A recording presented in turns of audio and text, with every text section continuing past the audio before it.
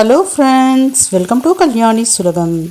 இன்றைக்கி இன்ஸ்டண்ட்டாக ஒரு சூப்பரான ஃபிஷ் ஃப்ரை செஞ்சு காமிக்க போகிறேன். இன்ஸ்டண்ட்டாக செய்யக்கூடிய ஃபிஷ் ஃப்ரையாக இருந்தாலும் வாழ்நாள் முழுக்க நீங்கள் டேஸ்ட்டை மறக்கவே மாட்டேங்கிங்க. அவ்வளோ சூப்பராக இருக்கும். எப்படி செய்யலான்னு சொல்லிட்டு பார்க்கலாமா? வாங்க. ஸ்டவ் ஆன் பண்ணி பேன் வச்சுக்கோங்க. ஸ்டவ்வை சிம்மில் வச்சுக்கோங்க. இதில் தனி மிளகாய்த்தூள், மஞ்சத்தூள், மிளகு சீரகத்தூள், உப்பு, குழம்பு மிளகாய்த்தூள் இதெல்லாம் சேர்த்துக்கலாம். இப்போ கொஞ்சமாக தண்ணி சேர்த்து நல்லா கரைச்சிக்கலாம். உப்பு, மிளகாய்த்தூள், மற்ற பொருட்கள் எல்லாமே நல்லா மிக்ஸ் ஆகி இருக்கணும். அதுக்கப்புறமேட்டு ஆயில் சேர்த்துக்கோங்க. ஆயில் ஒரு 2.5 ஸ்பூன் அளவுக்கு நான் சேர்த்துக்கிறேன். நான் எடுத்துருக்கிற ஃபிஷ்ஷு மத்தி மீன், 4 மத்தி மீன் எடுத்துருக்கிறேன். ஆயில் சேர்த்து நல்லா மிக்ஸ் பண்ணிக்கலாம். இதில் ஆயில், புளிப்பு, காரம் இப்படி எல்லாமே தூக்கலாக தாங்க இருக்கும். அவ்வளோ சூப்பராக இருக்கும். இப்போ எல்லாத்தையும் சேர்த்து நல்லா மிக்ஸ் பண்ணிக்கிங்க. சூப்பராக மிக்ஸ் ஆகிடுச்சு பாருங்கள்.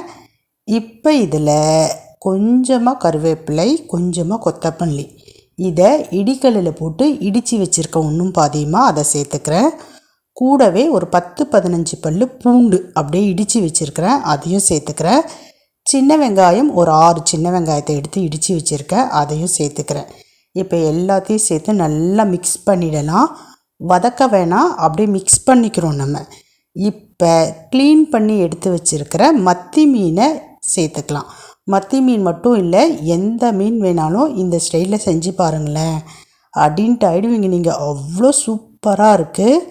இப்போ மத்தி மீனை 1 by 1 நீட்டாக ஒன்றோட ஒன்று படாத மாதிரி சேர்த்துக்கலாம். மீனை சேர்த்ததுக்கு அப்புறமேட்டு நல்லா திக்காக கரைச்சிக்கணுங்க. புளியை ஊற வச்சு திக்காக ஒரு 1/2 கப்பு அளவுக்கு நான் கரைச்சி எடுத்து வச்சுருக்கிறேன். அந்த புளி தண்ணியை மீன் மேலே அப்படியே சேர்த்துக்கங்க. சேர்த்துட்டு அதுக்கப்புறமேட்டு ஸ்டவ்வை நீங்கள் கொஞ்சம் பார்த்திங்கன்னா மீடியம் ஃப்ளேமுக்கு கொண்டு வந்துக்கலாம். இது வரைக்குமே நீங்கள் ஃப்ளேமை கம்மியாக தான் வச்சுருக்கணும். அதிகமாக வச்சிட்டிங்கன்னா தீஞ்சு போயிடும்.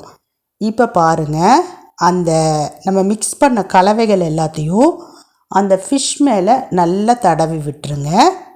இந்த மாதிரி இப்போ நான் வீடியோவில் காமிக்கிறேன் இல்லைங்களா, அந்த மாதிரி தடவி விட்டுக்குங்க.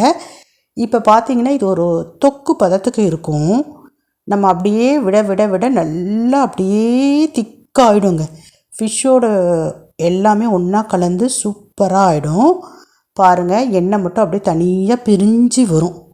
அந்த அளவுக்கு நீங்கள் பக்கத்துலேயே நின்று பார்த்துக்கணும். இப்போ திருப்பி போட்டுக்கலாம். இந்த மாதிரி தோசை திருப்பி எடுத்துக்கோங்க, திருப்பி போட்டுக்கோங்க. அப்போ தான் ஃபிஷ்ஷு உடையாமல் இருக்கும். சூப்பராக திருப்பி போட்டாச்சா? திருப்பி போட்டதுக்கு அப்புறமேட்டும் அதே மாதிரி அதை சுற்றி இருக்கக்கூடிய அந்த தொக்கை அப்படியே ஃபிஷ் மேலே எடுத்து போட்டுக்குங்க. அப்படியே ஃபுல்லாக அந்த தொக்கோடு அந்த ஃபிஷ்ஷு நல்லா மிக்ஸ் ஆகியிருக்கணும். அந்த மாதிரி நீங்கள் பார்த்துக்குங்க. சூப்பராக ரெடி ஆகிடுச்சு பாருங்கள், செம்மையாக இருக்குது. ஃபுல் அண்ட் ஃபுல் பார்த்திங்கன்னா அந்த எண்ணெய் மட்டும்தான் பிரிஞ்சு வந்திருக்கு. அந்த தொக்கை எல்லாமே அந்த ஃபிஷ்ஷும் நல்லா மிக்ஸ் ஆகிடுச்சு. சூப்பராக இருக்குங்க. புளிப்பு, காரம் இது எல்லாமே கொஞ்சம் தூக்கலாக தான் இருக்கும். பட் டேஸ்ட்டு அவ்வளோ சூப்பராக இருக்குங்க. நீங்கள் வேணால் ஒரு முறை ட்ரை பண்ணுங்களேன். கண்டிப்பாக சொல்கிறேன், உங்களுடைய ஃபேவரட் ஐட்டமாக மாறிடும். உண்மையிலே என்னால் இந்த டேஸ்ட்டை மறக்கவே முடியல. அவ்வளோ அட்டகாசமாக இருந்தது. ட்ரை பண்ணி பாருங்கள்.